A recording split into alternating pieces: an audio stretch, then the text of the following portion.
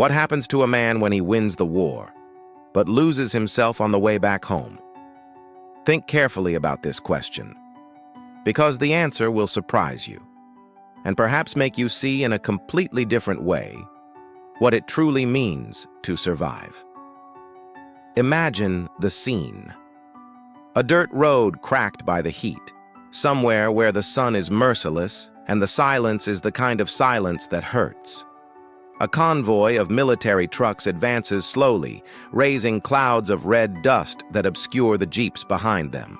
Inside one of these vehicles, sitting in the back with his gaze lost on the horizon, an American soldier holds his rifle in his lap, but he isn't seeing the road. He's seeing something else, something none of us could ever imagine. This man spent months in that environment. He slept amidst the sounds of distant explosions. He learned to distinguish the kind of silence that precedes danger.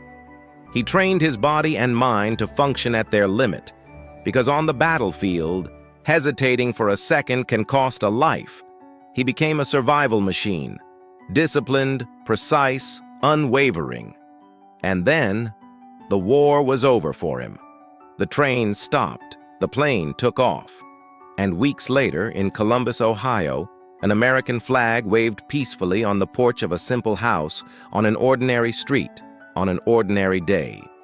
Family reunited, tight hugs, teary eyes. The whole city seemed to breathe a sigh of relief. The sun had returned. The hero was home. But something was wrong. Have you ever been in a situation where you were surrounded by people who loved you, and yet you felt completely alone? Hold on to that feeling for a moment, because it's the key to understanding what that soldier experienced when he stepped off that military bus and set foot back on American soil. The body returned. That's a fact. But the soul, that part of a man that laughs freely, that sleeps peacefully, that can look to the future without trembling, that part remained there. Somewhere along that dusty road, among the jeeps and trucks and the noise that never completely leaves your head. What nobody tells you about war is this: it doesn't end when the shooting stops. It continues inside those who have returned. Silent, invisible, brutal. And often, the most dangerous battlefield a veteran faces isn't in the Middle East. It's inside their own head, in sleepless nights, in the aisles of an Ohio supermarket that suddenly seem like a combat zone. Stay with me until the end of this video, because the story you're about to hear isn't just about war. It's about what happens afterward. It's about the invisible price some men and women pay while the rest of the world celebrates peace. It's about trauma, fear, reconstruction, and about a transformation that seemed impossible. And what you're about to discover may completely change the way you view heroes who return home. Because before you can understand how this soldier found his way back to himself, you need to understand who he was before all of this began. Show more, 1039. But before we continue, I need to pause here for a second and speak directly to you who are watching this now. This type of story isn't easy to tell, and it's not easy to hear either, because it touches on something that goes far beyond a soldier on a road in Iraq. It touches on something universal, that feeling of returning from a battle, whatever it may be, and no longer recognizing your own reflection in the mirror. If this topic resonates with you in any way, whether because you served, know someone who served, or simply because you faced your own personal battle, leave a comment below sharing what has touched you the most so far. It can be a word, a phrase, a memory. It doesn't have to be long. It just needs to be genuine. Because each comment here isn't just a number on a screen. It's a voice saying, "I understand. I've been through this. I also needed to rebuild myself." And believe me, that has enormous power, both for the writer and the reader. If this video is already touching your heart in some way, please give it a like now. This simple gesture, which takes less than a second, is what helps this content leave your screen and reach other people who may need to hear exactly this today. Veterans who haven't yet found their way back, families who don't know how to help, people who carry wounds the world can't see. And if you're not yet subscribed to the Channel War Reborn, this is the moment. We don't come here to watch videos and forget. We come to understand, to feel, to grow together. Every week, real stories of transformation, overcoming, and rebirth. Because we believe the most powerful stories are those most people have never heard. Your participation here is what makes this channel grow and reach more people with this type of content. So click subscribe, activate the bell, and become part of this community. Now, with that said from the heart, let's go back to where it all began. He grew up in Springfield, Tennessee, a small town where everyone knows each other by name, where neighbors still wave from their porches, and where the smell of barbecue on weekends is practically a fixture on the calendar. It wasn't a glamorous life. It was simple, honest, the kind that many people underestimate until the day they lose it. His father was a Vietnam veteran, a man of few words, one of those who carry the weight of what they've lived through without ever speaking it aloud. He had a framed photo in the living room, green uniform, beret, a youthful smile that time had gradually faded. And that photo, for the boy who grew up in that house, wasn't just decoration. It was a statement. It was a guiding light. It was, without anyone needing to say a word, an example of what it meant to serve one's country. From an early age, he understood that there was a type of man who ran towards danger while others ran away. And something inside him, deep down, in that place where identity begins to form even before it has a name, told him that he was that type of man. Not out of vanity, not out of a thirst for adventure, but out of a sense of responsibility that few 19-year-olds can articulate, but that many feel without knowing exactly what to do with it. In high school, he played American football. He was a linebacker, the kind of position that demands not only physical strength, but field intelligence, quick reading of the game, and a willingness to absorb impact without retreating. The coaches said he had something different. It wasn't just talent. It was mentality. It was that ability to look at a difficult situation and not blink. His teammates noticed. His opponents did too. She had plans for college. Her mother dreamed of it.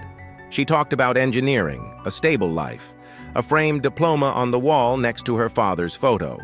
But the world has a curious way of redirecting people's plans, and sometimes that redirection doesn't come from one big event, but from a series of small, silent decisions that accumulate until, suddenly, you're in a military recruitment office, signing a piece of paper that will change everything.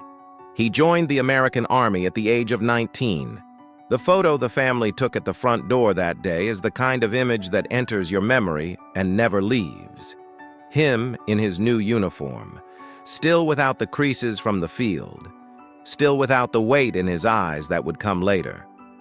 His mother holding his arm with a strength that tried to disguise her fear.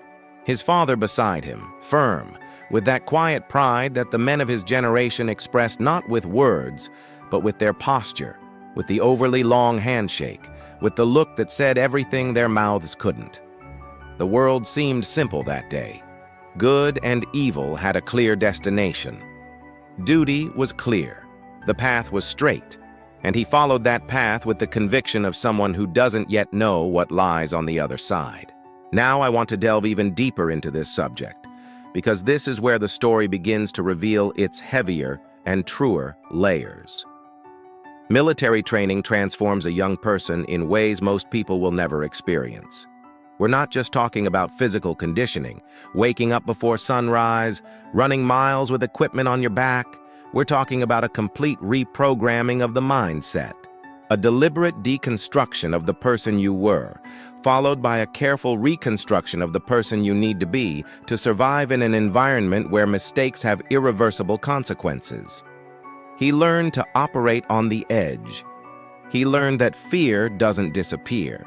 It learns to work with you or against you, depending on how you confront it. He learned that the difference between a soldier and a civilian isn't courage. It's the training that transforms the impulse to flee into the ability to act under pressure. And he absorbed all of that. Every instruction, every simulation, every early morning tactical exercise in the field. He was present, committed, determined. When the time came for deployment, he was sent to Iraq. And it is here that the script of his life, that simple and honest script that began in Springfield, Tennessee, encountered a reality that no amount of training in the world can fully prepare you for. Imagine a road with no name. One of those roads that doesn't appear on any tourist map, that has no sign, no official history, only dust, stones, heat, and the kind of silence that tightens your chest. The train moved slowly. Heavy military trucks, Humvee jeeps with machine guns mounted on the roof, soldiers with their eyes wide open to the impossible, because in that environment, the impossible had a habit of happening. He was a cover gunner. He was positioned in the back of the Humvee, sitting facing the road behind, his rifle pointed at the rocky edges. His job was to scan every detail with his eyes, every rock that was too big, every shadow out of place, every silence that lasted a second longer than usual, because on that road, danger didn't announce its arrival. It simply appeared. The days on that train had their own rhythm. Waking before dawn, checking the equipment, radio communication, quick briefing, and then that slow, tense advance through the arid landscape that seemed the same every day but never quite the same. The mind learns to create a kind of hyper-vigilance, an altered state of attention in which the senses are triggered at a frequency that the human body wasn't designed to sustain for very long. But you endure, because you have no choice, because beside you are men who depend on you, because the training tells you that you can do it, and because in moments like these, there is a kind of brutal clarity that only appears when survival is the only thing on your mind. He had 3 close friends in that platoon, 3 men with whom he shared meals, bad jokes, family photos, fears that would never be admitted aloud outside of that context. The kind of bond that only forms when you literally entrust your life to another person, and that person entrusts theirs to you. There is no friendship more real than that. There is no deeper bond. And then that day arrived. The vehicle in front exploded. There's no gentle way to write this. No narrative can soften the impact of that moment. A Humvee that was there, less than 50 meters ahead, simply ceased to exist as we knew it. The heat, the noise, the thick black smoke rising against the impossible blue sky of that place. It all happened in fractions of a second that the mind registered in slow motion. He survived. 3 friends? No. Pause for a moment and let this information sink in. Not as a statistic, not as a script detail, but as what it truly is. 3 lives that had names, that had families waiting at home, that had photos in their new uniforms and stories that would never be finished. 3 men who left to serve with the same conviction he had, and who did not return. And he stayed. That moment, that precise point in time and space, on that nameless road in Iraq, divided his life into 2 chapters that would never again cleanly connect. There was a before, there was an after, and the distance between the 2 wasn't measured in months or years. It was measured in something much harder to quantify. The permanence of an image that won't leave his head, a smell that won't fade from his memory, a weight that has no form but has mass. The smell of smoke. Veterans who have lived through such experiences describe this sensory issue with impressive consistency. Smell is one of the most powerful triggers for traumatic memory. It could be the smoke from a barbecue in a backyard in Ohio. It could be the exhaust fumes of a bus on a busy street in Nashville, and in fractions of a second, the mind is back on that road. Not as a distant memory, as an immediate presence, as if no time had passed. This has a name. It has a clinical explanation. It has treatment. But before getting to all that, he had to live through what came after. And what came after was, in many ways, just as difficult as what had happened on that battlefield. Weeks later, he was back in the United States. The return trip has a surreal quality that many veterans struggle to describe.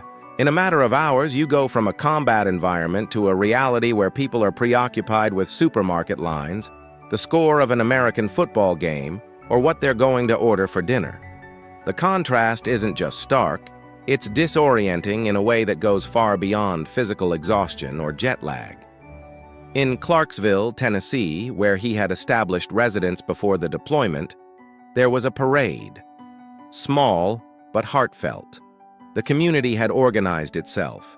American flags on the lamp posts. A few people on the sidewalks with handmade signs. The mayor was there, a firm handshake, words of gratitude that sounded genuine, but came from afar, as if they were being said to someone else. On the outside, he was smiling. It was the kind of smile that exists for others, the kind that is a kindness, a courtesy, a silent agreement with the world that says, I know you need to see me well, so I'll play that role for now. It was a smile that cost energy, more than any field mission, because in the field, he knew the rules. Here, the rules were different. The family barbecue was that afternoon. His mother had prepared everything he'd loved since childhood. His father sat at the head of the table with his usual quiet pride. But now there was something different in his father's gaze, something that recognized something. As if the Vietnam veteran sitting at that table could see, behind his son's smile, a shadow he knew all too well. But nobody said anything. Because sometimes love doesn't know how to name what it sees, and sometimes the one who is suffering doesn't have the words or the energy to open that door. The first few nights were the clearest sign that something had changed profoundly and structurally. It wasn't ordinary insomnia, the kind that goes away with enough tiredness. It was something different. It was the exact moment when sleep arrived and brought with it that road, the smoke, the noise, the faces, and then the abrupt awakening, the racing heart, the dark room in Clarksville that for a second, just a second, wasn't a room. It was another place. This happened repeatedly. One night, 2 nights, 1 week, 1 month. The body was in Tennessee. The mind refused to fully settle. During the day, the challenges were of a different nature but equally real. Busy places became impossible. A trip to the supermarket, something anyone does without thinking, on autopilot, became a high-intensity, completely exhausting experience. The noise of the packaging, the narrow aisles, the people rushing past, the seemingly insufficient exits for a space that was too large. The mind, trained to identify threats, simply couldn't switch off this mode of operation just because it was in a safe place. Because the concept of a safe place had become abstract. He started avoiding people, first the busiest places, then anywhere that wasn't absolutely necessary. His girlfriend tried to understand, and there was genuine love there, it's important to say, but there were no tools. There was no manual. And when you love someone who is suffering in a way that you can't see, can't touch, can't precisely name, the frustration and helplessness often end up turning into distance. Friends from before the war started calling less frequently, not out of malice, but because conversations had become difficult. What do you say to someone who has just returned from a war? How do you act when the person in front of you seems to be both present and completely absent? Most people don't know. And faced with what they don't know, they retreat. And he became increasingly alone inside a house that was supposed to be a home. Here lies a hidden truth that we need to speak openly about, because it is fundamental to understanding what happened afterward. The isolation that accompanies war trauma is not weakness. It is not ingratitude. It is not a lack of effort. It is a neurological response to experiences that exceeded the normal processing capacity of the human nervous system. The brain of a survivor of intense trauma literally operates differently. The amygdala, the region responsible for the fear response, is in a constant state of alert, interpreting neutral stimuli as potential threats. It is not a choice. It is an adaptation that saved lives on the battlefield, and that, off the battlefield, becomes a prison. There was a bottle of bourbon on the bedside table. At first, it was meant to help with sleep, just a drink before closing your eyes to dampen that inescapable state of alertness. It seemed to work, or at least it seemed to create a more tolerable version of insomnia. But the problem with this type of solution is that it requires increasing doses to produce the same effect, and increasing doses come at a cost that is increasingly less subtle. Weeks passed, then a month, then more, and the range of action began to shrink. First, he stopped going out for leisure. Then he stopped going out for non-essential errands. Then the mail piled up in the mailbox outside because going to get it, those 30 meters between the front door and the street, had become an obstacle that on certain days seemed insurmountable. Think about this carefully. A man who had advanced through mined roads in Iraq, who had held his position under fire, who had functioned in conditions that defied any imaginable limit, that same man was paralyzed on a 30-meter stretch of sidewalk in a quiet Tennessee town. Not because he had become a coward, but because the system that had kept him alive on the battlefield was now reacting to the everyday world as if it were equally dangerous. This is PTSD, post-traumatic stress disorder, and the reality is that it affects a significant portion of American veterans returning from combat zones. It's not a small number. It's not a rare phenomenon. It's a silent mental health crisis unfolding within ordinary homes, in ordinary cities, far from the spotlight and the headlines. The problem is that military culture, for reasons with complex historical roots, still harbors in many contexts a deep resistance to vulnerability. The narrative of the soldier who endures everything without complaint, who processes it on their own, who overcomes. This narrative saves lives in combat. Outside of combat, it can cost lives. And it has cost far too many lives over the years. He didn't ask for help, not because he didn't know he needed it, but because asking for help seemed at that moment incompatible with everything he had become. How does a warrior ask for help? How does someone who survived what he survived admit that he can't even go get the mail without feeling his chest tighten?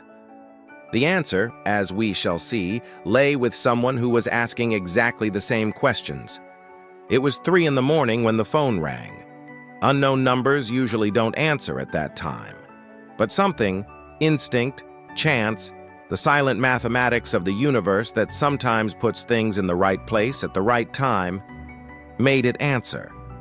On the other end of the line was a voice he recognized immediately, a former comrade in arms, someone from Fort Campbell, Kentucky, with whom he had served before the most intense deployment.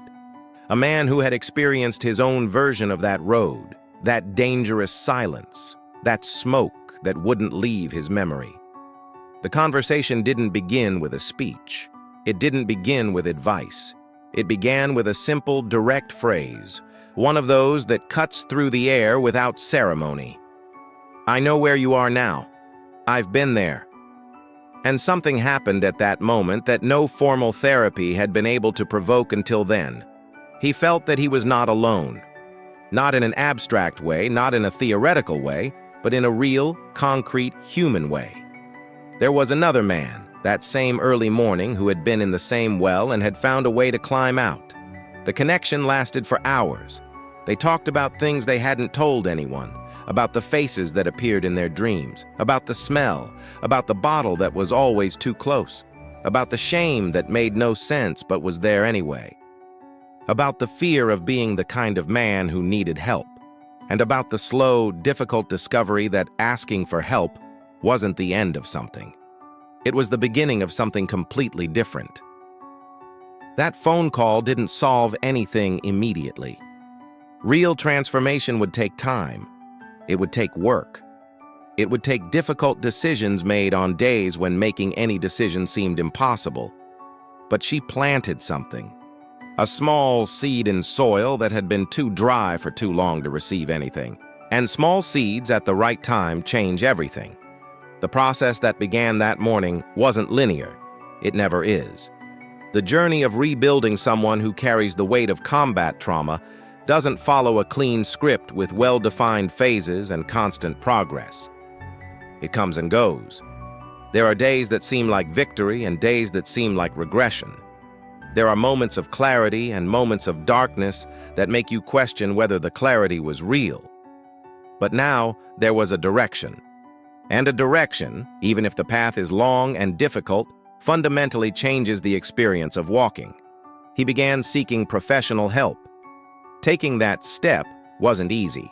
The internal resistance was real and powerful, but that conversation at 3 in the morning had created a sufficient opening, a small but real one, for the idea that seeking help wasn't incompatible with who he was to take hold. In the United States, there are programs and centers specifically dedicated to supporting veterans returning with unseen after-effects of war. Warrior's Journey is one such program, an initiative that understands that a soldier's reintegration into civilian life is not automatic, is not simple, and cannot be addressed with generic solutions. Rehabilitation centers in Texas and Virginia have been working with approaches that combine gradual exposure therapy, peer support groups, that is, veterans supporting other veterans, and a series of practices that help the nervous system slowly begin to distinguish between the past and the present. Gradual exposure therapy, in particular, is one of the best documented approaches for treating PTSD. The central idea, which seems counterintuitive at first glance, is that avoiding trauma triggers keeps them powerful.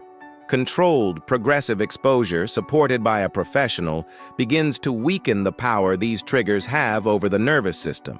It doesn't erase the memory. It doesn't pretend what happened didn't happen, but it creates over time a new relationship with these memories, one in which they lose the ability to hijack the present. For him, this process meant, among other things, talking.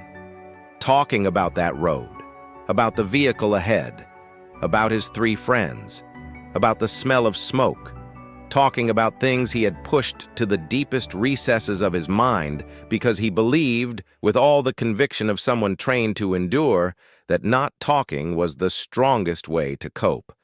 The revelation that came with time was exactly the opposite. Speaking out was the bravest act he had ever performed in his life. Braver than any mission. Braver than any position held under fire. Because here there was no training. There was no protocol. There was only a man facing what he had kept hidden for too long and choosing in each session not to back down. The support group among veterans was another transformative element. There's something that happens when you're in a room with people who don't need explanations to understand what you're going through, who don't look with that mixture of pity and incomprehension that, however well-intentioned, creates a painful distance. Veterans who had gone through similar processes, who were at different points in this journey of reconstruction, who could say, "I know," and truly know. This type of community has a therapeutic power that complements and, in many cases, enhances any other form of treatment.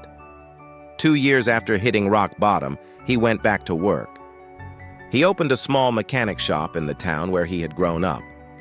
It wasn't the original plan, but original plans rarely survive intact when confronted with reality, and that's not always a problem. Sometimes what emerges in place of the original plan is something more genuine, more aligned with who the person has become through their experiences. Working with his hands had a restorative quality he hadn't anticipated. There was something about taking something broken and returning it to working order that resonated in a way that went beyond mechanics. It was concrete, it was measurable, it was physical proof, repeated every day that damaged things could be repaired, and then something started to happen that no one had planned. Other veterans began to show up at the workshop, not always to fix cars. Sometimes simply to be in a place where the silence between 2 people could be comfortable because both understood what was in that silence, where there was no need to explain or justify, where the presence of someone who had been on the same side of the experience was, in itself, enough. He started listening. Then he started talking. Then, with time and care, he started helping. The road to Iraq still appeared in dreams.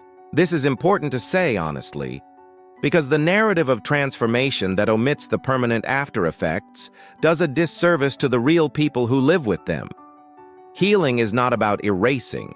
Healing is about learning to carry on in a way that doesn't destroy you. It's the difference between being ruled by a memory and being able to look at it without being destroyed by it. The scar was still there, but it had ceased to be just a wound. It had become a symbol, evidence of something he had survived, processed, and, with time and the right support, transcended in a way that wouldn't have been possible without having hit rock bottom. And here we arrive at a point in history that goes far beyond the limits of a specific life or a specific conflict. Because what this man lived through, in all its brutality, in all its complexity, in all its capacity to destroy and then reveal something essential, is, in its deepest structure, a universal human story. We all carry battlefields. They take different forms. They have different names. They don't happen on nameless roads in Iraq. They happen in doctors' offices with life-changing diagnoses, in late-night calls with news no one wants to hear, in relationships that end in ways that leave scars that take years to heal, in professional failures that seem to define who we are instead of just describing what happened. The message that this soldier's story carries isn't just for those who served. It's for those who survived something difficult and still haven't found their way back to themselves. It's for those who are at rock bottom and can't see a way out. It's for those who think asking for help is the end of the line when, in fact, it's the only beginning there is. Winning an external battle doesn't mean the internal battle is won. This is one of the most important and least spoken truths about the human experience. Because we live in a culture that celebrates visible victory and ignores the war that continues after the audience leaves, that applauds the return and doesn't ask what was left behind, that offers medals and speeches and doesn't offer space for what has no form, no uniform, and cannot be presented in a parade. The real journey begins afterward. It begins when the dust settles and the silence returns, and you finally need to sit with what's inside. This requires a kind of courage that isn't taught in any training camp, a kind of courage that is only discovered when there's no way to avoid encountering yourself. Now, I want to delve even deeper into this issue because there's an aspect of this story that hasn't been fully revealed yet. And when you understand it, it will change how you see not only war veterans, but anyone who is in the midst of an invisible transformation. If this story is somehow reaching you where you are right now, write about it in the comments. I'm also rebuilding. This could be the most important sentence you write today. If you've made it this far, I want you to know that this is no small feat. Most people don't stop. They don't really pay attention. They don't let a story sink in. You stayed, and that says something about who you are and what you're looking for. This story of a soldier who returned from war with his body whole and his soul in pieces wasn't told here by chance. It was told because there's a truth within it that transcends the battlefield, crosses any border, and reaches the exact place where many people are now, trying to rebuild themselves in silence, without knowing if the path will appear, without being sure if the light at the end of the tunnel is real or an illusion. And the answer, as you've seen throughout this video, is that the path does appear. Not all at once, not cleanly, but it does appear, especially when you stop trying to carry everything alone. If this message reached its intended audience, write in the comments below. That message was for me. That's all. 3 words that tell me you were here, that you really listened, and that some of this content will stay with you after the screen closes. And if, throughout this video, you felt that good feeling of being in a place where the subject is treated with seriousness and care, leave a like. Not because it's an obligation, but because it's the simplest way to say that this type of content is worth your time. And for me, that really matters.